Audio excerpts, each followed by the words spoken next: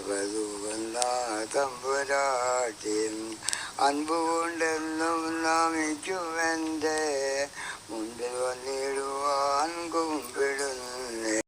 School പഠനകാലം മുതലേ സുകുമാരൻ്റെ കൈയക്ഷരം ബഹുകേമമായിരുന്നു. കണ്ട അധ്യാപകരും വിദ്യാർത്ഥികളും ഏറെ പ്രശംസിച്ചു. അധ്യാപകർ മികച്ച ഭാവി സുകുമാരനിൽ കണ്ടു. മികച്ച കൈയക്ഷരം സുകുമാരനെ സ്കൂളിൽ ഏറെ പ്രശസ്തനാക്കി. 70 വർഷം മുമ്പ് 10ാം ക്ലാസ്സിലെത്തിയപ്പോൾ ജീവിതം ആകെ തകിടമറിഞ്ഞു. മികച്ച കൈയക്ഷരം കണ്ട് നേവിയിൽ ജോലിക്ക് ക്ഷണിച്ചു.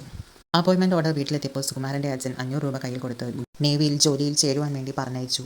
എന്നാൽ കയ്യക്ഷരം പോലെ തന്നെ കയ്യിലിരിപ്പ് അത്ര നല്ലതായിരുന്നില്ല. മാരൻ നാട് വിട്ടു 500 രൂപയായിട്ട് പല വഴിക്ക് അലഞ്ഞു തിരിഞ്ഞു നടന്നു. അവസാനം 500 രൂപ കഴിഞ്ഞപ്പോൾ സുകുമാരൻ വീട്ടിൽ തിരിച്ചെത്തി. അപ്പോഴേക്കും നേവിയിൽ നിന്നും ഒരു ലെറ്റർ വീട്ടിലെത്തി. സുകുമാരൻ ജോലിയിൽ പ്രവേശിച്ചില്ല എന്ന് പറഞ്ഞ് ഇത് കണ്ട അച്ഛൻ സുകുമാരൻ വീട്ടിലെത്തിയപ്പോൾ തന്നെ സുകുമാരനെ വീട്ടിൽ നിന്നും പുറത്താക്കി. അതിനിടയിൽ തന്നെ സുകുമാരൻ തൻ്റെ അച്ഛൻ്റെ പെങ്ങളുടെ മകളെ പ്രേമിച്ചു കല്യാണം കഴിച്ചു. ലക്ഷംവീട് കോളനിയിൽ 5 സെന്റ് ഭൂമിയും കിട്ടി. അതിൽ വീടും വെച്ച് അതിൽ 9 മക്കളും പിറന്നു. അതിനിടയിൽ സുകുമാരൻ ലോട്ടറി കച്ചവടവും തുടങ്ങി. കൈയക്ഷരം നല്ലതായതുകൊണ്ട് മാത്രം സുകുമാരന് എവിടെയും എത്താനായില്ല. സഹോദരങ്ങളും കൂടെ പഠിച്ചവരും ഇന്ന് നല്ല നിലയിൽ ജീവിക്കുന്നുണ്ട്. വീട് വിട്ടു പോയതിനാലും അച്ഛൻ്റെ കണ്ണീരുമാണ് തനിക്ക് എവിടെയും എത്താൻ കഴിയാതെ പോയത്. ഒരുപാട് കഥകളും കവിതകളും ഇംഗ്ലീഷിൽ എഴുതിയിട്ടുണ്ട് സുകുമാരൻ. പക്ഷേ ഒന്നുപോലും പ്രസിദ്ധീകരിക്കാൻ കഴിഞ്ഞിട്ടില്ല.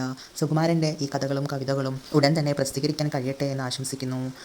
സുകുമാരൻ്റെ മികവുറ്റ കൈയക്ഷരത്തിന് നാട്ടിൽ നിന്ന് ആദരവ് ഏറ്റുവാങ്ങിയിട്ടുണ്ട് സുകുമാരൻ.